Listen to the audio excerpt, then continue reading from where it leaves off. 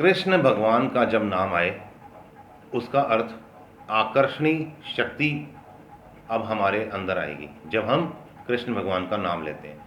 मैं आज आपको एक ऐसे मंत्र के बारे में बताऊंगा, एक ऐसे मंत्र और उसकी विधि के बारे में बताऊंगा जिसकी हेल्प से आपके अंदर आकर्षणी शक्ति आएगी। आज पहले ही दिन से मैं आपको करवाऊंगा 11 बार आप करेंगे मेरे साथ विधि पूर्वक। मुश्किल से 30 to 40 सेकंड्स लगते हैं। और एक कोई भी छोटी सी इच्छा मन में धारण कर लेना, बहुत लंबी चौड़ी इच्छा मत धारण करना, कोई भी छोटी मोटी इच्छा धारण कर लेना कि मैं कोई ये इस प्रकार का कुछ खाना खाना है, अथवा कोई छोटी मोटी कोई भी जो हो, बहुत बड़ी इच्छा नहीं करना। तो 11 बार अभी करेंगे और अभी आपको अगले 11 घंटे के अंदर अंदर आपको उसका फल नज़र आ जाएगा। और कृष्ण भगवान का यदि हम नाम लें और महाभारत के कोई दृष्टांत ना आए तो कैसे मज़ा आए। तो एक बार की बात है, मैं छोटा सा दृष्टांत सुनाता हूँ आपको, बहुत अच्छा दृष्टांत, आपको सुन के बड़ा मज़ा आएगा। एक बार की बात है जब पांडवों ने हस्तिनापुर छोड़ के जब इंद्रप्रस्थ की ओर वो शिफ्ट हो गए थे, उन्होंने एक बहुत ही सुंदर नगर बना लिया था। तो एक बार की बात है, भीम रात के टाइम कहीं अपना घूम फिर रहे होंगे, जैसे क्योंकि सिक्योरिटी भी उनके हाथ में थी, आर्मी उनके हाथ में थी, भीम और अर्जुन के हाथ में, तो हर तरह का उनको देखना होता था। तो उनके पास उनके ही एक जासूस आया और उसने भीम को किसी एक व्यक्ति विशेष की ओर निर्देश करके कहा कि इसको, इस व्यक्ति को मैं कई दिनों से देख रहा हूँ और ये द्रौपदी के महल के चारों ओर घूमता है। तो भीम ने कहा चलो इसके पास चलते हैं, और उस व्यक्ति के पास गए भीम और इनका जासूस। और भीम ने जाके सीधे ही उसको गर्दन से पकड़ा और उसको सीधा पूछा कि तू बता कौन है और यहाँ क्या कर रहा है, नहीं तो मैं तेरी गर्दन तोड़ दूंगा। उस बंदे ने कहा कि मैं आपको सारी बात बताता हूँ, आप कृपया मेरे को मारे नहीं।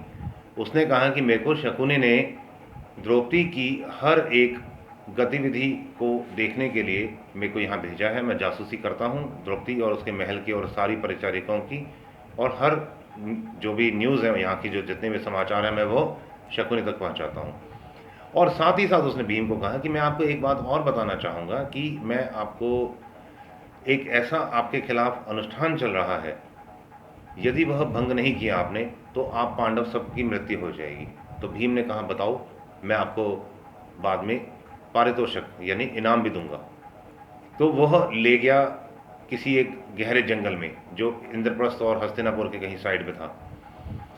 वहाँ पर भीम और वह जो शकुनी का जासूस पहुँचे। उन्होंने देखा कि एक कुटिया है, उस कुटिया के अंदर एक तांत्रिक अनुष्ठान चल रहा है, तांत्रिक बैठा है और साथ में शकुनी और दुशासन भी बैठे हैं। तो भीम ने पूछा ये क्या हो रहा है, तो उसने कहा कि आप चुपचाप देखते रहो। तब थोड़ी देर वह देखते रहे, आधा एक रात का टाइम था, आधा एक घंटा देखते रहे। उसके बाद जो तांत्रिक था उसने शकुनी और दुशासन की ओर देखकर कहा कि अब आप संकल्प करिए कि आप किसकी मृत्यु का, ये जो यज्ञ हम कर रहे हैं किसकी मृत्यु के लिए करना चाहते हैं, संकल्प करें आप। तो उसने कहा कि हम चाहते हैं कि भीष्म पितामह का मृत्यु हो जाए। तो तांत्रिक ने कहा वो तो असंभव है, क्योंकि भीष्म पितामह का तो इच्छा मृत्यु वरदान है। तो उसने कहा, भीम ने अपना शकुनी और दुशासन ने, ठीक है फिर कृष्ण भगवान को हम मारते हैं। तो उसने कहा वो भी असंभव है, क्योंकि वो तो परमात्मा है, वो हम नहीं कर पाएंगे। तो उन्होंने कहा ठीक है भाई, वो तांत्रिक ने कहा जल्दी जल्दी बोलो, आपके पास लास्ट चांस है। तो उसने कहा ठीक है, शकुनी ने कहा भीम के लिए करते हैं। तो जैसे ही उसने जल दिया हाथ में शकुनी और दुशासन को कि अब आप भीम के लिए संकल्प करें, इतने में भीम ने वो झोपड़ी तोड़ दी और जो तांत्रिक का जाके गर्दन तोड़ दी, और इतने में शकुनी और दुशासन वहाँ से भाग गए।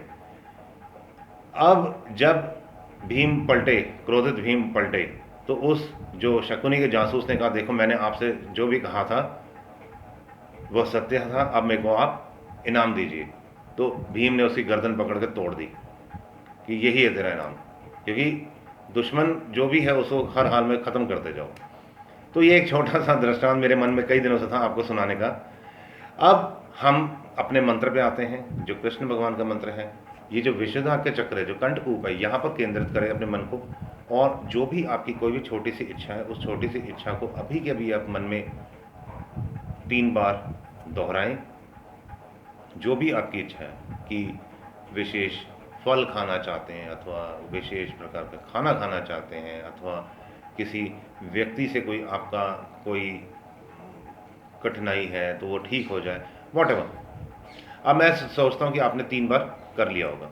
अब हम 11 बार विशुद्धाख्य चक्र पे जो हमने जहाँ पर हमने कंसंट्रेट करके अभी अपनी इच्छा को मनन किया था, वहीं पर अपने अब 11 बार कृष्ण नाम को 11 बार विशुद्धाख्य चक्र पर जपना है। आप मेरे साथ साथ जपें 11 बार। मैं 11 बार जपूंगा, आप भी 11 बार जपिए। कृष्ण कृष्ण कृष्ण कृष्ण कृष्ण कृष्ण कृष्ण कृष्ण कृष्ण कृष्ण कृष्ण।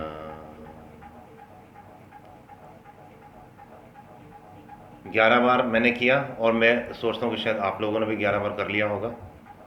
जो भी आपकी इच्छा थी अगले 11 घंटे में ये पूरी हो जाएगी।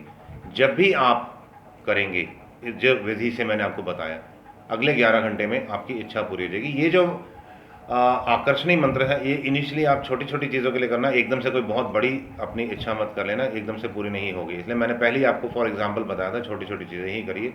जैसे खाना खाना है, अथवा कोई नाराज़ है तो वो हमसे बात कर ले, कोई भी छोटी छोटी बातें। अब नाराज़गी भी आप देख लेना, नाराज़गी की इंटेंसिटी बहुत ज़्यादा नहीं होनी चाहिए। छोटे छोटे काम के लिए बहुत आसान तरीका है और बहुत लाभ होगा।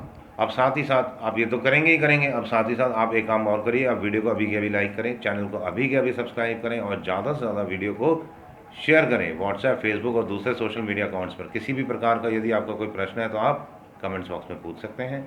All the best, God bless you all.